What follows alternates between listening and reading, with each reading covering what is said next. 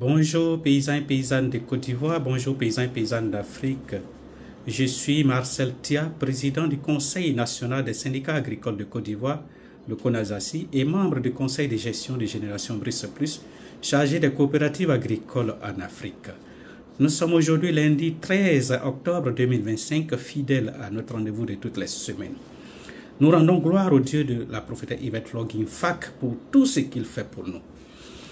Aujourd'hui, nous sommes venus encore une fois pour dénoncer cette mascarade du Conseil Café Cacao. Notre cacao de café est censé être vendu depuis 6 mois, 8 mois, voire plus, lorsque le prix du cacao était élevé. Lorsque le prix du cacao était autour de 10 000 francs CFA, 11 000 francs CFA. Et même si on s'en tenait au prix actuel, nous sommes autour de 6 000 à 7 000 francs CFA.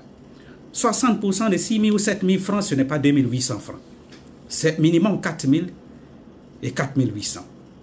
Mais pourquoi d'aucuns disent, mais le prix actuel, c'est combien? Non, le cacao, le café est censé être vendu d'avance. C'est ça qu'on appelle la vente par anticipation. C'est ça le système stabilisé. Donc, ils ne peuvent pas nous dire que nous sommes dans un système stabilisé et puis c'est le prix actuel qu'ils vont prendre pour fixer le prix du cacao, alors que le Cameroun, les paysans tous 5 000 et 6 000 du moins. À Madagascar, les paysans tous 5 000. En Guinée, les paysans tous 4 000. Et puis nous, on va nous donner 2 800, alors que nous sommes le premier pays producteur de cacao au monde avec plus de 2 millions de tonnes de cacao. Nous devons être la référence. Tous les autres pays devaient se référer à notre prix et à notre manière de travailler. Donc voilà ce que nous dénonçons.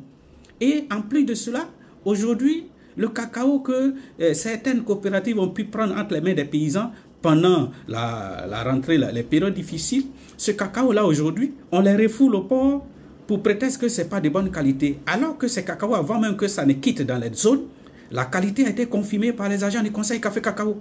Et on arrive au port, d'autres agents du Conseil Café Cacao disent que la qualité n'est pas bonne. Donc du coup, vous voyez comment nous dénonçons le comportement et le système de commercialisation du café cacao mis en place par le Conseil Café Cacao. C'est juste pour maintenir les paysans dans la précarité et tuer le reste des coopératives qui fonctionnent, pour laisser tout entre les mains des multinationales, pour qui ils ont déjà réservé plus de 1096 francs de marge et ils donnent 100 francs de marge de manœuvre aux coopératives agricoles. Nous voulons condamner cela avec la dernière énergie et nous demandons purement et simplement le départ du Conseil Café Cacao et laisser la place à l'interprofession pour commencer à mettre en place sa politique de gestion. Voilà. Aujourd'hui, parce que si ça continue, aujourd'hui le cacao n'est plus acheté dans les villages et campements. Parce que les coopératives n'ont pas de financement, les acheteurs n'ont pas de financement. Donc si le système, si ça perdure, alors le sous-paiement va commencer, les paysans seront obligés de brader leur cacao. Donc ça veut dire que le Conseil Café Cacao met ce système en place pour que les paysans bradent leur cacao à vil prix. Donc, pendant qu'il est encore temps, nous demandons purement et simplement le départ du Conseil Café Cacao, la dissolution de ce Conseil Café Cacao, que la gestion de la filière Café Cacao revienne à nous les paysans. Nous saurons comment faire et comment colmater les brèches pour que nous-mêmes les paysans on arrive à collecter et à évacuer nos produits vers les deux ports. Voilà. Donc voilà un peu ce que nous tenons à dénoncer. Nous demandons purement et simplement le départ du Conseil Café Cacao. Ils n'ont qu'à laisser la gestion de la filière Café Cacao aux paysans. L'interprofession doit pouvoir prendre en charge maintenant la gestion de la filière Café Cacao pour mettre fin à cette souffrance des paysans qui ne fait que s'augmenter chaque année.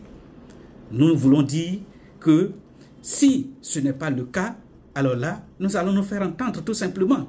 Nous sommes fatigués d'un système appauvrissant, non seulement qui appauvrit les paysans, mais qui vient aujourd'hui appauvrir les coopératives, parce qu'avec si ce système reste, les coopératives vont tous s'en sortir avec des dettes. Et ces dettes-là, alors c'est les responsables des coopératives qui vont tous se retrouver en prison. Et nous ne voulons pas ça. Il faut mettre fin à l'hémorragie pendant qu'il est encore temps. Ceci étant, excellente semaine à tous et à toutes, et à lundi prochain pour un autre message.